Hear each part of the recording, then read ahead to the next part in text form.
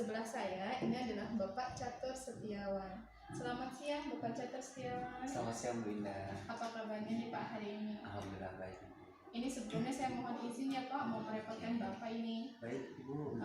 Jadi saya mau melakukan wawancara praobservasi seperti yang sudah saya sampaikan ke Bapak ya.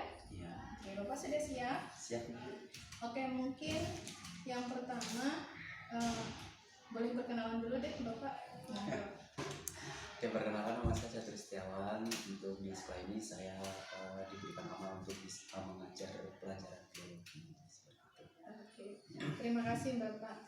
Jadi ini sesuai dengan yang sudah kita agendakan ya Pak ya, bahwa kita akan melakukan wawancara praobservasi terkait dengan supervisi akademik. Nih kalau boleh tahu materi yang akan Bapak sampaikan nanti nih materi apa nih?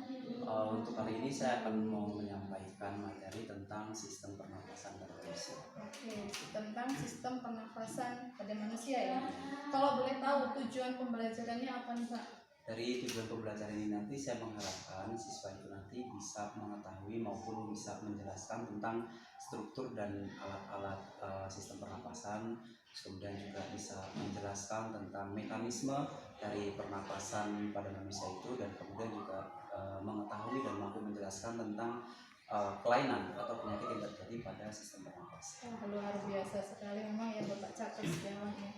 Oke, tadi Bapak sudah mengutarakan tujuan pembelajaran. Nah, sekarang untuk persiapan pembelajaran sendiri nih yang Bapak lakukan apa saja nih kalau boleh saya tahu? Tentunya di sini saya sudah mencoba untuk menguasai materinya, dengan beberapa model nanti yang ingin saya sampaikan atau lakukan kepada siswa, dan saya sudah mengatur strategi bagaimana nanti si siswa itu nanti bisa ikut andil aktif dengan pelajaran atau materi yang akan saya sampaikan. Itu mencakup, berarti persiapan itu juga mencakup strategi dari Bapak sendiri ya? Kalau strategi secara spesifik itu kalau boleh tahu adakah yang Bapak nanti akan lakukan ketika di kelas? Untuk strateginya itu setiap saya pembelajaran seperti di materi-materi yang sebelumnya, jadi strategi saya itu adalah saya hanya akan menuliskan judul, namun di situ nanti kita akan gali secara bersama ya kan untuk materi tersebut, dan saya mengharapkan agar dari siswa itu mampu untuk juga mencari sumber lain. Jadi tidak fokus dari sumber saya. Jadi nanti di situ bisa ketika ada satu hal yang tidak mereka pahami atau belum mereka ketahui, bisa kita gali bersama. Jadi istilah model pembelajaran ini discovery learning gitu ya Pak? Iya, bisa jadi seperti itu. Pertanyaan selanjutnya nih Pak, untuk tujuan penyelenggaraan supervisi akademik ini, kalau tahu nih tentunya untuk meningkatkan kompetensi saya dalam mengajar sih. Mudah-mudahan ya Pak ya, setelah kita mengadakan supervisi akademik ini, kita bisa mengetahui apa sih kekurangan atau mungkin hambatan atau tantangan dari pembelajaran yang Bapak lakukan, sehingga nanti akan ada perbaikan ke depannya ya Pak ya. Oke Bapak, terima kasih ya atas waktunya, atas wawancara praobservasi pada siang hari ini ya. Saya cukupkan. Assalamualaikum warahmatullahi wabarakatuh.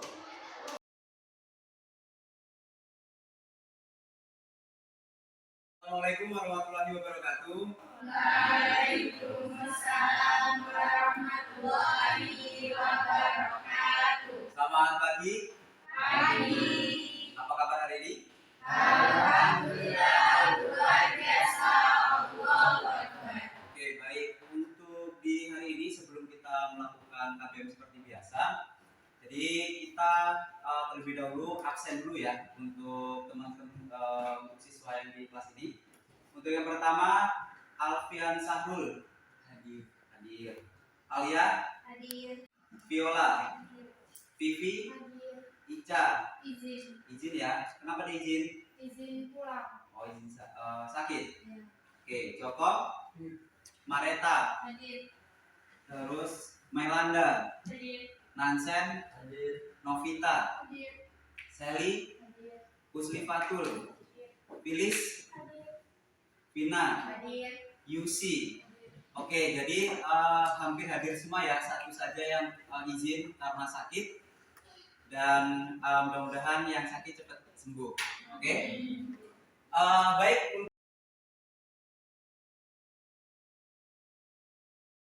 untuk di pelajaran hari ini, untuk di pelajaran biologi yang di minggu kemarin kita sudah belajar apa? Ada yang masih ingat? Sistem pernapasan. Kita sudah mempelajari sedikit tentang sistem pernapasan ya. Kita sudah mengenali atau kita sudah mempelajari tentang alat-alat atau struktur dari sistem pernapasan. Oke, di sini kita lihat terlebih dahulu.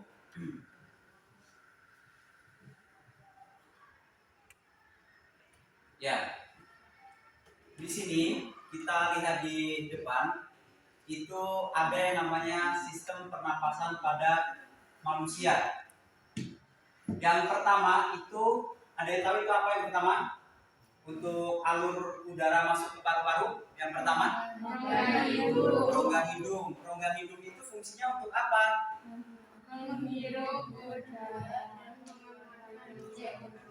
Menghirup udara dan mengeluarkan CO2. Ada yang sudah punya materi sebelumnya? Kalau sudah punya materi nggak apa-apa dibuka aja. Yang materi kemarin ada ya. Nah itu fungsi dari rongga hidung. Nah terus kemudian yang kedua ada apa?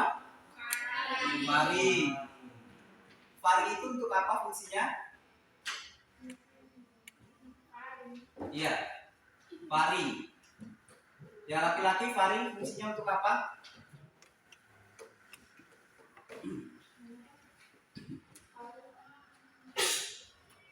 Ayo fari, masih ingat? Di dalam fari itu ada apa? Ada apa? Cairan atau katup apa namanya? Epilogis. Katup epilogis itu fungsinya untuk apa? Iya.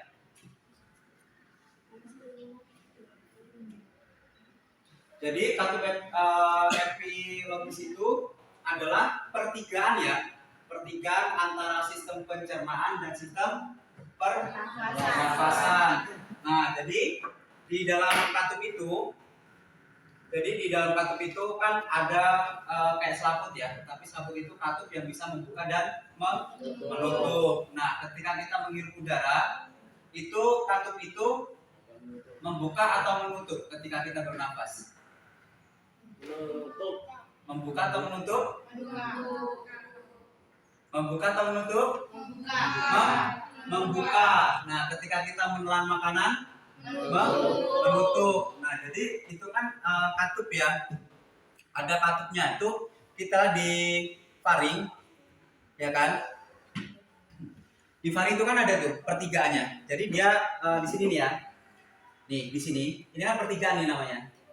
Oke, pertigaan antara sistem pernapasan dan sistem pencernaan. Karena dia ada dari hidung sama mulut kemudian jadi satu. Jadi satunya di pertigaan. Nah, jadi di sini nih ada katupnya nih di bawah garis warna biru itu katup. Nah, katupnya di situ yang ada kursornya pas ini. Nah, itu ada katupnya. Jadi katup itu membuka dan menutup. Jadi ketika kita bernapas, katup itu membuka dan ketika kita menelan, katup itu menutup. Nah, sehingganya itu terkadang ada yang namanya terjadi tersedak. Tersedak itu terjadi karena katup membuka saat kita menelan makanan seperti itu. Itu ya untuk di faring. Nah, kemudian setelah faring kita ke laring. Nah, laring itu apa?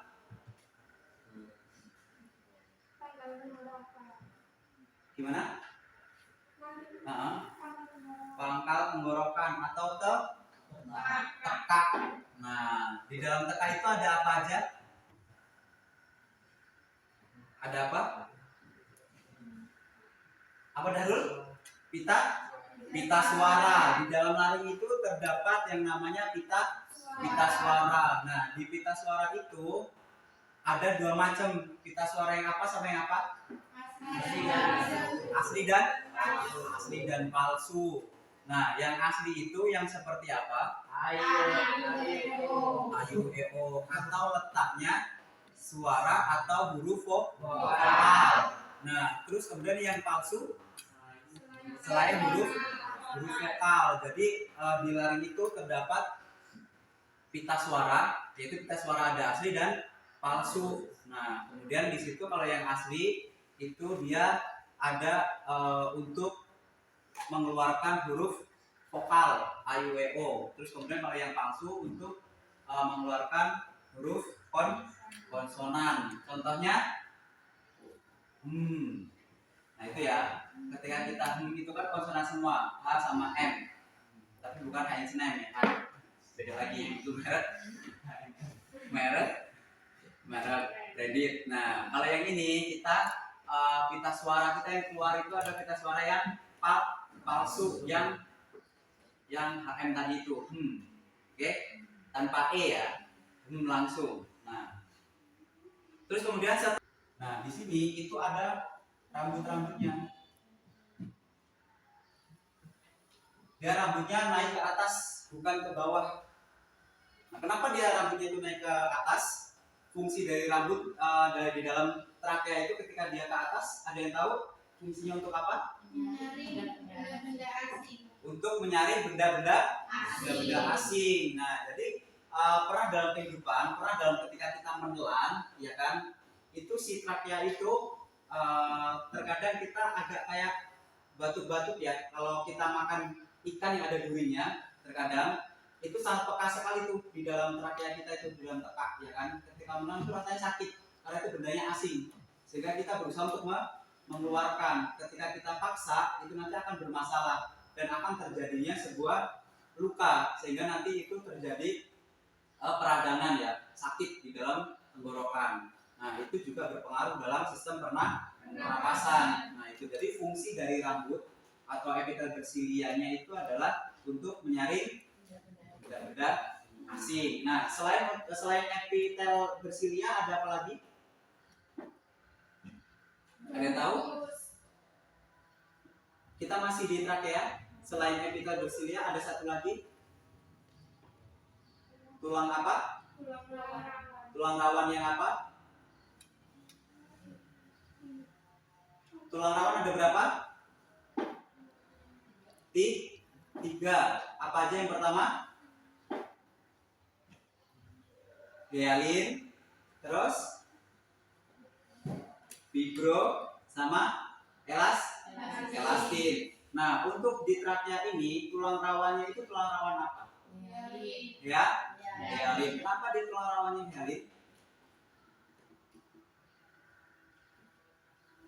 Di paham atau nggak paham ya, takutnya nanti bunga tua bahasanya. Masuk kanan, keluar kiri. Jadi sama aja. Oke, kalau kita sudah memahami tentang sistem pernapasan pada manusia, selanjutnya kita akan membahas yang namanya jenis-jenis pernapasan. Oke, kita akan membahas tentang jenis pernapasan ya.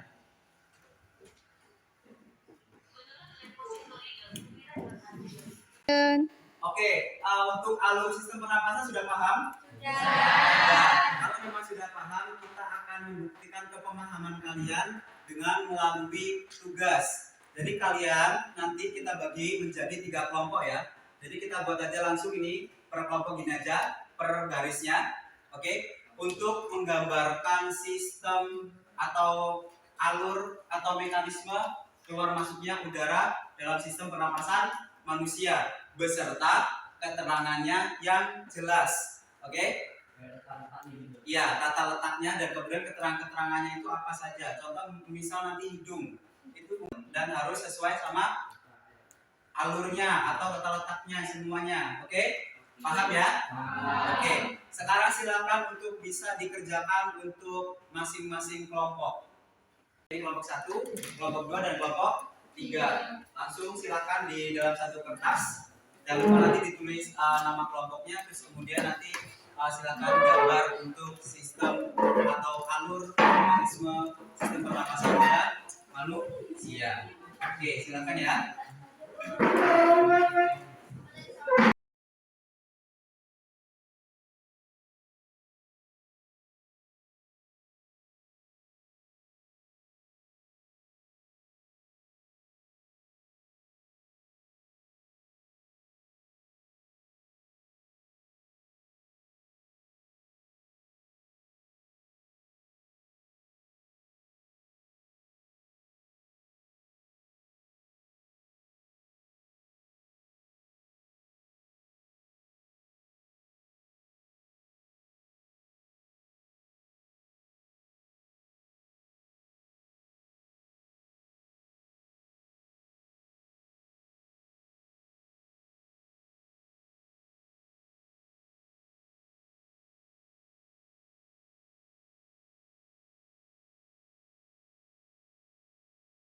Assalamualaikum warahmatullahi wabarakatuh.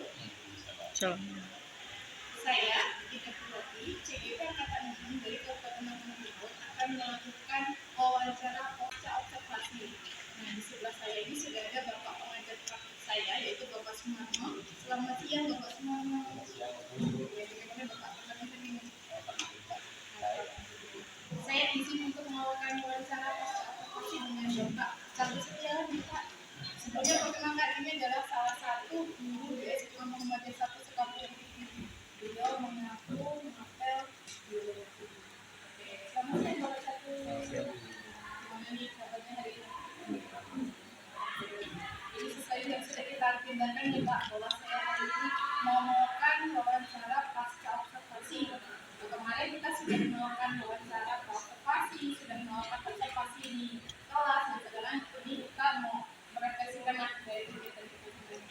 Oke, kalau boleh tahu perasaannya nih Pak, gimana nih setelah kemarin kita melakukan rangkaian kegiatan itu ya? Ya, kalau untuk perasaannya sebenarnya berbeda dengan hari-hari biasa, karena terlihat terawasi, kemudian kurang leluasa, gitu. Anak-anak juga tidak seperti biasanya, terlihat lebih kaku gitu, dan tidak bisa mengekspresikan diri. Karena ada saya itu ya, dan tidak ada orang ketiga itu. Oke, terima kasih Pak. Lanjut. Nah, untuk tujuan dari kegiatan supervisi yang sudah kita lakukan nih, kira-kira kalau menurut Bapak apa? Ya, kalau tujuannya sih kalau pengen untuk memperbaiki pembelajaran itu. Tujuan dari kegiatan kita ingin meningkatkan proses pembelajaran yang sudah Bapak lakukan itu ya Pak ya. Oke, untuk kegiatan selanjutnya, ketika Bapak melakukan kegiatan pembelajaran di kelas nih, sudah sesuai nggak dengan yang Bapak harapkan? Kalau sesuatu belum sebelumnya belum, karena saya melihat mereka itu kurang mandiri dalam menjalani atau mencari materi, karena mereka masih mengharapkan atau masih terfokus dengan guru sebagai senior. Jadi tidak sesuai dengan apa ya, kita kan yang sudah bahwa mereka itu sebagai student, jadi logika apa-apa itu harus dijelaskan sama gurunya, jadi sikap mandiri di atas yang jadi menjadi satu hambatan Bapak dalam mencapai tujuan pembelajaran gitu ya Pak. Nah, ketika Bapak mengalami masalahnya seperti itu, kalau boleh saya tahu, ada nggak sih rencana aksi yang akan Bapak lakukan untuk apa ya, mengatasi masalah Bapak? Kalau untuk mengatasi ada ya. Di sini saya nantinya saya akan lebih semangat lagi mendorong dan mempercayakan mereka untuk bisa lebih aktif, lebih mandiri dalam menggali informasi, karena sering saya sampaikan bahwa ilmu itu tidak harus dari saya, tapi bisa dari semua itu bisa. Termasuk literasi kita mungkin yang Pak dari itu dari tempat lain. Itu kalau dari siswa, kalau dari Bapak sendiri nih, kalau kita tahu rencana apa yang Bapak akan lakukan agar pembelajaran di kelas Bapak itu lebih menyenangkan, lebih sesuai dengan yang Bapak impikan, sesuai yang Bapak apa ya, anak-anak atau siapa gitu. Kalau saya sendiri pengennya nanti ke depan bisa lebih pada itu kekinian, jadi kayak menggunakan media Media mungkin kita, bisa kita melalui PPT, melalui video, jadi nanti si anak-anak itu siswa itu memberikan gambaran tersendiri seperti kamu ya. Jadi bisa lebih menawarkan atau menguraikan materi, tidak hanya sesimpel sebatas pengertian tapi lebih dari Kemarin ketika saya sudah observasi di kelas, itu memang Bapak menggunakan model pembelajaran discovery learning ya, dan juga sudah memakai media pembelajaran dengan gambar, poster gitu ya, untuk merangsang dari rasa mandiri siswa agar mau menjadi materi yang sudah sedang dibahas. Oke, sekarang yang terakhir nih, saya mau tanya, eh, siapa sih yang bisa membantu atau yang mendukung dalam semua rencana aksi yang sudah Bapak lakukan yang kira-kira? Kalau itu sih saya punya emang dari semua pihak sekolah ya. Sebenarnya juga seperti dari pihak sekolah, guru, terus kemudian juga pemindah juga harusnya bisa. Jadi akan sejawat gitu ya. Oke, terima kasih. Jadi sistem kayak semacam kolaborasi gitu ya Pak, kolaborasi dari kepala sekolah, dari kakak guru, kan dari kakak sejawat gitu ya untuk memotivasi Bapak. Kedepannya belajar ini sudah, menurut saya sudah sangat luar biasa sekali Bapak kemarin ya. Terima kasih. Oke. Terima kasih Bapak untuk wawancaranya Pak siang ini ya. Terima kasih untuk Pak Catur, terima kasih untuk Bapak Sumami yang sudah mendampingi saya. Sekian wawancara yang telah saya lakukan kepada Bapak Catur Setiawan. Saya mengakhiri. Assalamualaikum warahmatullahi wabarakatuh.